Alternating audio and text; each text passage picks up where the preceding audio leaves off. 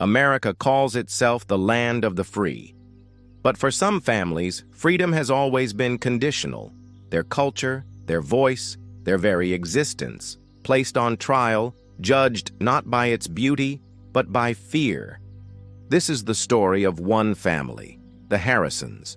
Ordinary, proud, deeply rooted in music, style, and faith.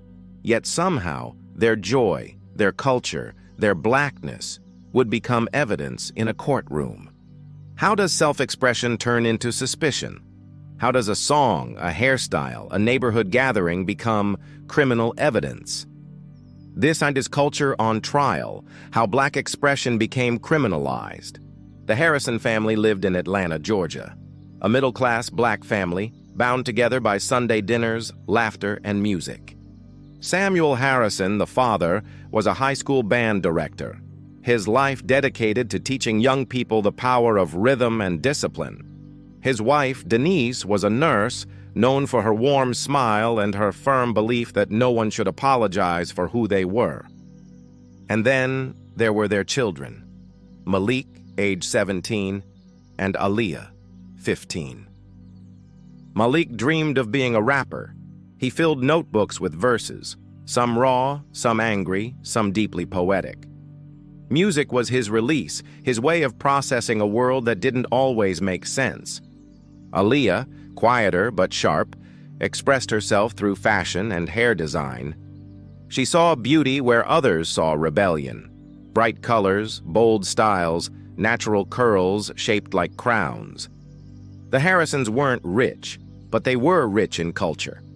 And in their home, expression wasn't just allowed, it was celebrated. But outside their walls, the world had different rules. It began subtly. At school, Malik was told by a teacher that his lyrics were threatening. The songs he wrote in his private notebook, never performed in class, never intended for school use, somehow landed on the principal's desk. "Your son is glorifying violence," the school official told Denise. Denise fought back. "He's writing what he sees, what he hears. Isn't that what art is supposed to do?" But the stigma stuck. Teachers began watching Malik more closely. Small mistakes, like being late to class, were written up as disciplinary issues. For Aaliyah, trouble came in the form of dress code policies. Her natural hair was deemed distracting. The vibrant fabrics she wore were labeled unprofessional. A teacher once asked if she was trying to look intimidating. What was self-expression inside their home became evidence of nonconformity in public. And then, the police entered the picture. It was a Friday evening. Malik and his friends had gathered at a local park to freestyle and record a few tracks on a borrowed microphone. They weren't bothering anyone, just young men with dreams, rhyming under a streetlight. But a neighbor called the police, reporting suspicious activity. By the time squad cars arrived, Malik and his friends were laughing, trading verses about surviving poverty, about resisting injustice, about daring to dream big. The officers didn't hear art, they heard gang talk. They didn't see aspiring musicians, they saw suspects. "Hands up," the officers shouted. The boys froze, terrified. Malik was pushed against a car, his notebook confiscated. "What's this?" one officer sneered, flipping through the pages. "Looks like a confession to me." Confession. That word would haunt Malik. Malik was arrested that night. The charge? Suspicion of gang affiliation. The evidence? His lyrics. Not drugs, not weapons, not stolen property, just words. Denise rushed to the station, demanding answers. "My son is not a criminal. He's a kid who writes music." But the officer shrugged. "Ma'am, his lyrics talk about guns, money, retaliation. Sounds like gang culture to me." No one asked Malik what those lyrics meant. No one considered that hip-hop had always been a mirror, reflecting both pain and possibility. To the system, culture wasn't art, it was incrimination. The trial of Malik Harrison became a spectacle. The prosecutor painted him as a dangerous young man, using his own music as evidence of intent. Lines scribbled in a notebook, fictional, metaphorical, poetic, were read aloud in court as if they were threats. "This young man writes about pulling triggers and spilling blood," the prosecutor declared. "Is this art, or is this a confession waiting to be acted upon?" The jury shifted uncomfortably. Some nodded. The defense argued back, "These are lyrics, protected speech, artistic expression. If writing about crime makes you a criminal, then half of Hollywood belongs in prison." But the judge allowed the lyrics to remain as evidence. Day after day, Malik's culture was dissected under a microscope. His baggy clothes, his slang, his choice of friends, everything became proof. Meanwhile, the Harrisons faced public scrutiny. Neighbors whispered. News outlets branded Malik a gang-affiliated rapper. Denise cried at night, wondering how her son's creativity had turned into a cage. And then, a shocking revelation emerged. A local journalist named Tanya Williams began investigating Malik's case. She noticed a troubling pattern. Dozens of black teenagers in Georgia had been arrested under gang affiliation charges, many of them based not on actions but on their music, tattoos, or even social media posts. It wasn't about crime, it was about culture. Tanya dug deeper.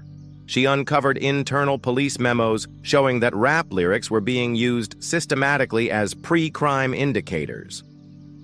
And Malik? He had been targeted because his notebook had been flagged during a school safety review. The very institution meant to protect his education had fed him into the system. The Harrisons' nightmare wasn't an accident. It was part of a much larger strategy.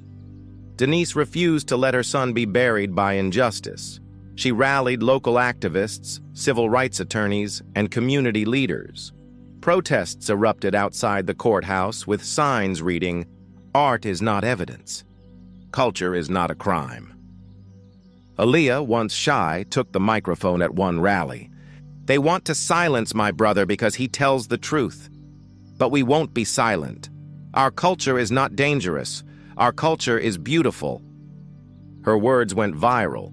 Soon, celebrities, musicians, and legal scholars weighed in, pointing out how rap lyrics were disproportionately used against black defendants, while white rock or country artists singing about violence faced no such scrutiny. For a moment, hope flickered. The trial reached its climax. The prosecutor read one final verse of Malik's aloud, "Streets cold, heart colder. But I rise, I soldier. System wants me locked, but I write till it's over." He paused dramatically.